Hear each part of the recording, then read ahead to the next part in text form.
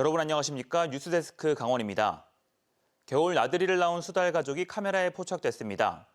수달은 멸종위기 야생생물로 지정돼 있는데요. 전문가들은 서식지 보호가 중요하다고 강조합니다. 이승현 기자가 현장을 찾아갔습니다. 인적이 드문 하천.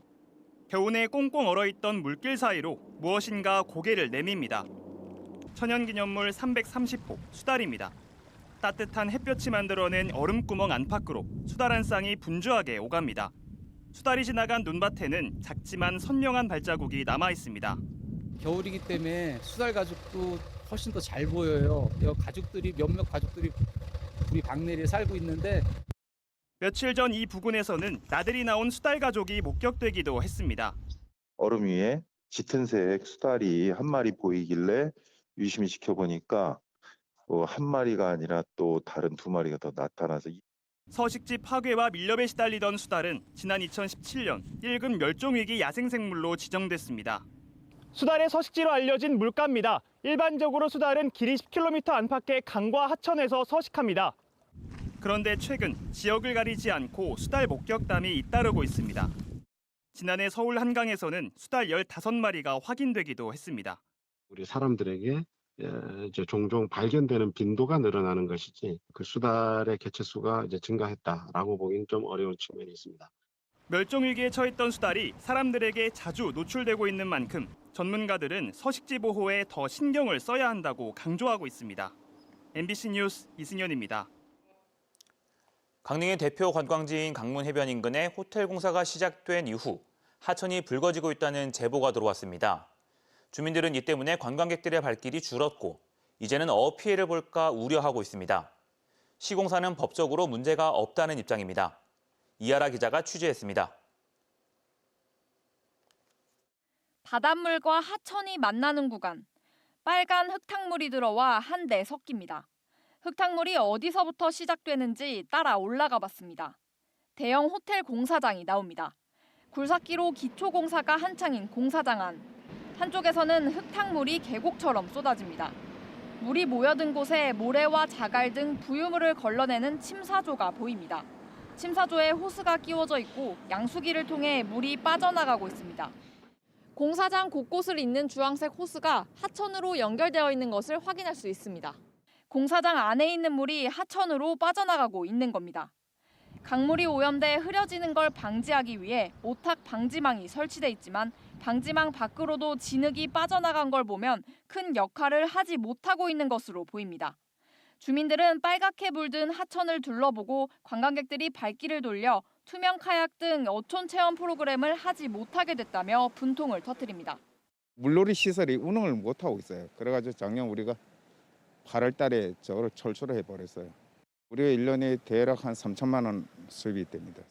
주민들은 공사를 시작한 이후 시공사에서 공사장 안팎의 수질을 검사했는데 철 성분이 나왔다며 자연산 민들조개와 미역을 키우는 양식장이 피해를 볼까 걱정합니다.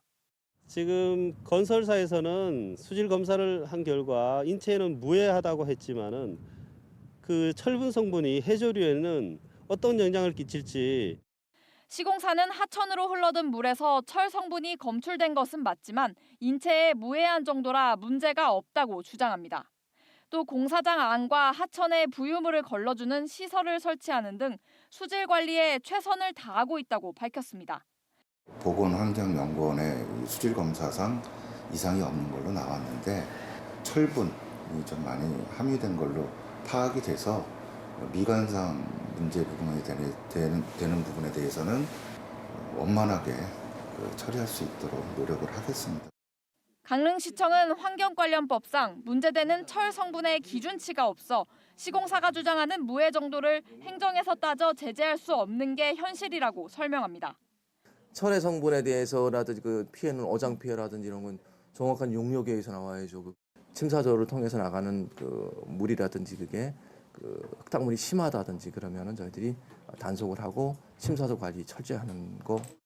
강릉의 환경 친화적인 관광도시 이미지가 흐려지고 있어 빠른 해결이 필요해 보입니다. MBC 뉴스 이하라입니다. 지난달 11일 철원에 이어 한 달 만에 양양에서 아프리카 돼지열병이 추가로 발생했습니다. 아프리카 돼지열병 중앙사고수습본부는 양양군 손양면의 한 양돈 농가에서 지난 10일부터 이틀간 죽은 비육돼지 23마리에 대해 정밀 검사를 진행한 결과 아프리카 돼지열병 양성으로 최종 확진됐다고 밝혔습니다. 중수본과 강원도는 이 농가에 돼지 2,200여 마리를 살처분하고 오는 14일 새벽 1시 반까지 철원을 제외한 17개 시군의 양돈 농가를 대상으로 임시 이동 중지 명령을 긴급 발령했습니다.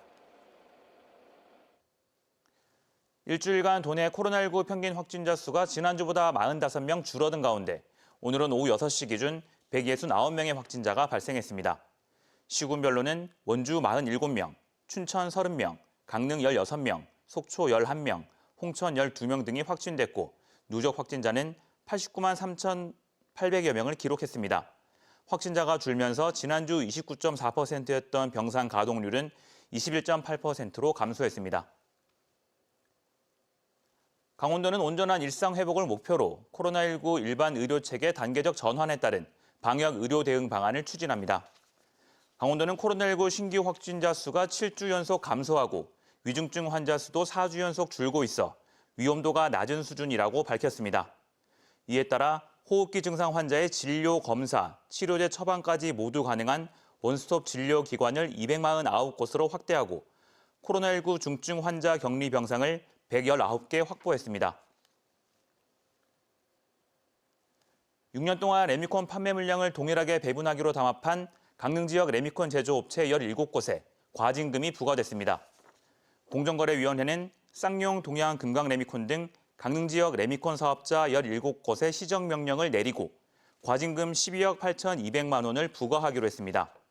공정위는 평창 동계올림픽 특수를 노린 신규 레미콘 업체가 늘자 업체들이 경쟁을 피하고 적정 매출 유지를 위해 2012년 5월부터 2018년 6월까지 6년여간 물량을 동일하게 나누기로 합의한 사실을 적발했다고 밝혔습니다.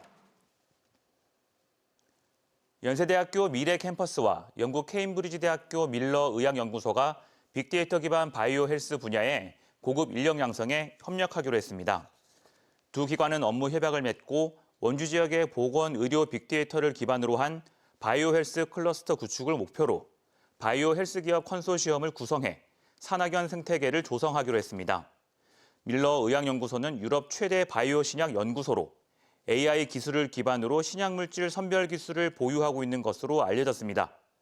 두 대학은 앞으로 암 감염병 등 다양한 분야에서 공동 연구 프로젝트를 진행하게 됩니다. 올해부터 횡성군이 개최하는 축제장 식음료 부스에서도 문화누리카드를 사용할 수 있게 됩니다. 횡성군은 올해 둔내 토마토 축제, 청일 더덕 축제, 안흥 찐빵 축제, 횡성 한우 축제장에 설치되는 식음료 부스를 문화누리카드 가맹점으로 등록할 계획입니다. 문화누리카드는 만 6세 이상 기초생활수급자와 차상위 계층의 문화예술활동, 국내 여행, 체육활동을 매년 11만 원까지 지원하는 사업입니다. 올해 도내 초등학생과 중학생은 줄어든 반면 고등학생은 황금 돼지띠 입학의 영향으로 반짝 증가했습니다. 강원도 교육청에 따르면 올해 초등학생은 6만 9,500명으로 지난해보다 2,000명 감소하며 7만 명대 아래로 내려갔고 중학생도 3만 7천 명으로 지난해보다 900명 줄었습니다. 반면 올해 고등학생 수는 2007년 황금돼지띠 입학의 영향으로 지난해보다 100명 늘어난 3만 6,900명으로 나타났습니다. 삼척시가 직불금 부정수령금 환수 작업에 나섭니다. 삼척시는 강원도와 정부 합동감사에서 공익직불금 수령자 가운데 농지 전용과 무단 점유, 타용도 일시 사용자 등으로 적발된 145명에 대해 4,900여만 원을 환수할 계획이라고 밝혔습니다. 처분 범위는 2019년 쌀밭 조건 분리직불금 수령자와 2020년과 2021년 공익직불금 수령자입니다. 강원도 관광재단이 동계 스포츠 관련 해외 관광객을 유치하기 위해 베트남의 관광업계 종사자와 언론인 등을 강원도에 초청했습니다. 재단이 마련한 이번 홍보 여행은 오는 15일까지 평창의 스키 리조트와 사계절 썰매장, 동해 무릉 변류천지 내포추 시설 체험 등을 둘러보는 3박 4일 일정으로 진행됩니다. 한편 지난해 10월부터 양양공항에는 강원도와 베트남 하노이 호찌민을 잇는 국제 노선이 운영돼 강원도와 관광업계가 베트남 관광객 유치 활동을 이어가고 있습니다. 속초시가 튀르키예 시리아 지진 피해 주민을 돕기 위한 특별 모금을 진행합니다. 기부에 참여하고 싶은 시민은 이달 28일까지 속초시청에 방문하거나 사랑의 열매 콜센터에 비대면으로 입금하면 됩니다. 앞서 속초시청 직원들은 공익기금으로 1,000만 원의 성금을 마련해 기탁했습니다. 뉴스를 마칩니다. 고맙습니다.